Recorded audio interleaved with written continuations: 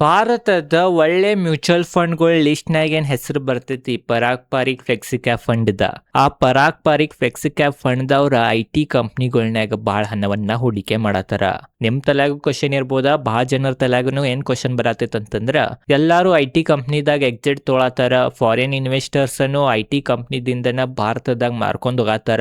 ಆದ್ರೂ ಯಾಕ ಇದೇನ್ ಒಳ್ಳೆ ಮ್ಯೂಚುವಲ್ ಫಂಡ್ ಐತಿ Parag Parikh flexi cap fund, ಅವ್ರ ಯಾಕೆ ಅವ್ರದ್ದು ಹೆಚ್ಚ ಅಲೋಕೇಶನ್ IT-ನಾಗ ಈಗ ಮಾಡತ್ತಾರ, ಯಾಕೆ ಅಲ್ಲಿ ಹೆಚ್ಚ ಹಣವನ್ನ ಹೂಡಿಕೆ ಮಾಡತ್ತಾರ, ಏನ್ ಭಾಳ ದಿನದಿಂದ ಕ್ಯಾಶ್ ಮ್ಯಾಗ ಕುಂತೀರ ಅದೆಲ್ಲಾ ಕ್ಯಾಶ್ ಅನ್ನ ಯಾಕೆ IT ಕಂಪ್ನಿಗಳನ್ನ ಹೂಡಿಕೆ ಮಾಡತ್ತಾರ ಅಂತ ಅದ್ರ ಬಗ್ಗೆನ ಇವತ್ತಿನ ಈ ವಿಡಿಯೋನಾಗ ತಿಳ್ಕೊಳ್ಳೋಣ. ತಿಳ್ಕೊಳ್ಳೋಕ್ಕಿಂತ ಮೊದಲು ಇವತ್ತ ಮಾರ್ಕೆಟ್ ಪರ್ಫಾರ್ಮೆನ್ಸ್ ತಿಳ್ಕೊಳ್ಳೋಣ, ಆಮೇಲೆ ಅದ್ರ ಬಗ್ಗೆ ತಿಳ್ಕೊಳ್ಳೋಣ. ಇವತ್ತ ನಿಫ್ಟಿ 0.32% ಬಿದ್ದು ಕ್ಲೋಸಿಂಗ್ ಕೊಟ್ಟೈತಿ. ಮಾರ್ಕೆಟ್ ಓಪನ್ ಆಗನ ಡೈರೆಕ್ಟ್ ಕುಸಾಕನ ಸ್ಟಾರ್ಟ್ ಆತ, ಬಟ್ ಕೆಳಗಿನ ಲೆವೆಲ್ದಿಂದ ಸ್ವಲ್ಪ ಬಾಯಿಂಗ್ ಬಂತ.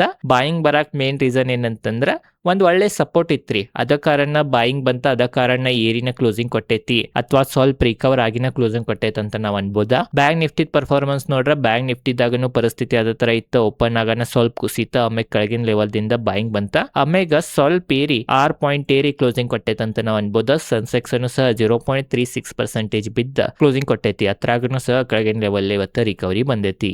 ಮತ್ತ ಅದ ನಾವ ಸ್ಮಾಲ್ ಕ್ಯಾಪ್ ಇಂಡೆಕ್ಸ್ ಮತ್ತು ಮಿಡ್ ಕ್ಯಾಪ್ ಇಂಡೆಕ್ಸ್ ಪರ್ಫಾರ್ಮೆನ್ಸ್ ನೋಡ್ರ ಮಿಡ್ ಕ್ಯಾಪ್ ಇಂಡೆಕ್ಸ್ 0.15% ಏರೈತಿ ಮತ್ತು ಸ್ಮಾಲ್ ಕ್ಯಾಪ್ ಇಂಡೆಕ್ಸ್ 0.18% ಏರೈತಿ. ಅದ ಕಾರಣ ಮಾರುಕಟ್ಟೆ ಇವತ್ತು ಸೈಡ್ ವೇನ ಇತ್ತಂತ ನಾವು ಅನ್ಬೋದ.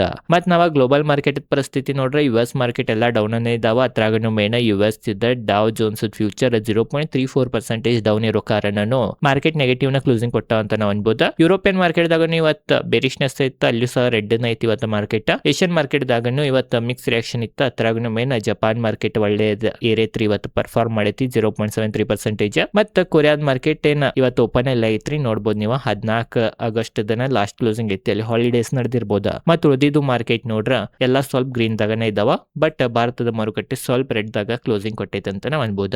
ಮತ್ ನಾವ ಕ್ರೂಡ್ ಆಯಿಲ್ ಬೆಲೆ ನೋಡ್ರ WTI ಕ್ರೂಡ್ ಆಯಿಲ್ $82.49 ಪ್ರತಿ ಬ್ಯಾರೆಲ್ ನಡೆದೈತಿ. ಬ್ರೆಂಟ್ ಕ್ರೂಡ್ ಆಯಿಲ್ $88.93 ಪ್ರತಿ ಬ್ಯಾರೆಲ್ ನಡೆದೈತಿ. ಕ್ರೂಡ್ ಆಯಿಲ್ ಬೆಲೆನು ಸ್ವಲ್ಪ ಏರೈತಿ. ಅದರಿಂದ ಏನ್ ಮೇನ್ ಕಾರಣ ಅಂತಂದ್ರ ಡೊನಾಲ್ಡ್ ಟ್ರಂಪ್ ಅವ್ರ ಯಾವ ತರ ವೆನೆಜುಲಾ ಮ್ಯಾಗ ಕಬ್ಜಾ ಮಾಡಿರ ಅದ ತರ ಹಾರ್ಮೋಸ್ ಮ್ಯಾಗನು ಮಾಡೋಂಗ್ ಕಾಣತ್ತರಿ.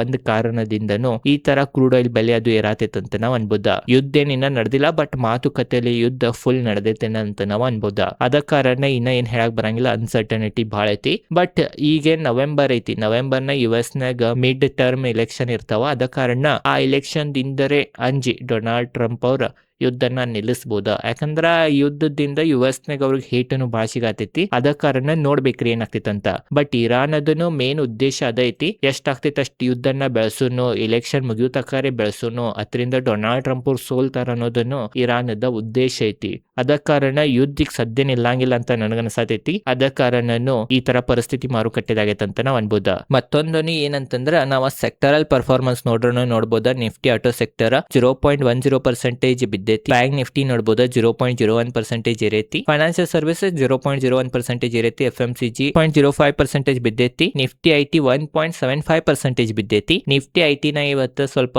ಹೆವಿ ಕುಸಿತ ಇತ್ತ, ಅದ ಕಾರಣ ನಿಮಗ್ ಸ್ವಲ್ಪ ಧೈರ್ಯ ಕೊಡೋ ಸಂಬಂಧ ನಾ ಲಾಸ್ಟ್ ಒಂದ್ ಒಳ್ಳೆ ನ್ಯೂಸ್ ತಗೊಂಬಂದೇನಿ. ಮೀಡಿಯಾ ಇಂಡೆಕ್ಸ್ 0.36% ಏರೈತಿ. ಮೆಟಲ್ ಇಂಡೆಕ್ಸ್ 1.26% ಏರೈತಿ. ಫಾರ್ಮಾ 0.39% ಕುಸಿದೈತಿ. PSU ಬ್ಯಾಂಕ್ 0.37% ಕುಸಿದೈತಿ. ರಿಯಾಲಿಟಿ 1.46% ಏರೈತಿ. ಪ್ರೈವೇಟ್ ಬ್ಯಾಂಕ್ 0.23% ಏರೈತಿ. ಹೆಲ್ತ್ ಕೇರ್ 0.46% ಬಿದ್ದೈತಿ. ಕನ್ಸ್ಯೂಮರ್ ಡ್ಯೂರೇಬಲ್ 0.46% ಕುಸಿದೈತಿ. ಮತ್ತ ಕೆಮಿಕಲ್ 0.11% ಕುಸಿದೈತಿ. ಮಾರ್ಕೆಟ್ ನ ಇವತ್ತು ಸ್ವಲ್ಪ ಸುಸ್ತ ಮಾಹೋಲೇನ ಇತ್ತಂತ ನಾವ್ ಅನ್ಬೋದ. ಹೆಚ್ಚು ಏರಿಕೆನೂ ಇಲ್ಲ, ಹೆಚ್ಚು ಕುಸಿತನೂ ಇಲ್ಲ, ಸ್ವಲ್ಪ ಸೈಡ್ ವೇನ ಇತ್ತು ಇವತ್ತು ಮಾರ್ಕೆಟ್ ಪರ್ಫಾರ್ಮೆನ್ಸ್ ಅಂತ ನಾವ್ ಅನ್ಬೋದ. ಹೆಚ್ಚೇನ್ ಇವತ್ತು ಮಾರ್ಕೆಟ್ನಾಗ ಮೊಮೆಂಟಮ್ ಬಂದಿಲ್ಲ. ಮತ್ತೊಂದು ಏನಂತಂದ್ರ IT ಇಂಡೆಕ್ಸ್ ಇವತ್ತು ಬಹಳ ಕುಸಿದೈತಿ. IT ಇಂಡೆಕ್ಸ್ ಬಹಳ ಕುಸಿದಿದ್ರಿಂದ ಹೂಡಿಕೆದಾರರ ವಿಶ್ವಾಸ IT ಕಂಪ್ನಿಗಳ ಮ್ಯಾಗಿಂದ ಹೋಗತೈತಿ. ಬಟ್ ಭಾರತದ ಏನ್ ಒಳ್ಳೆ ಫ್ಲೆಕ್ಸಿ ಕ್ಯಾಪ್ ಫಂಡ್ಗಳನ್ನಾಗ ಏನ್ ಅಂತೇವ್ ನಾವು ಹತ್ರದ ಲಿಸ್ಟ್ ನಾಗ ಏನ್ ಹೆಸರು ಬರ್ತೈತಿ Parag Parikh flexi cap fund, ಅವ್ರ ಬಹಳ IT ಕಂಪ್ನಿಗಳನ್ನ ಬಾಯಿಂಗ್ ಮಾಡತ್ತಾರಿ. ಅದ ಕಾರಣ ಅವ್ರು ಬಾಯಿಂಗ್ ಮಾಡೋ ಹಿಂದ ಮೇನ್ ಕಾರಣ ಏನಂತಂದ್ರ ಒಳ್ಳೇದ ಅಟ್ರಾಕ್ಟಿವ್ ವ್ಯಾಲ್ಯೂಯೇಷನ್.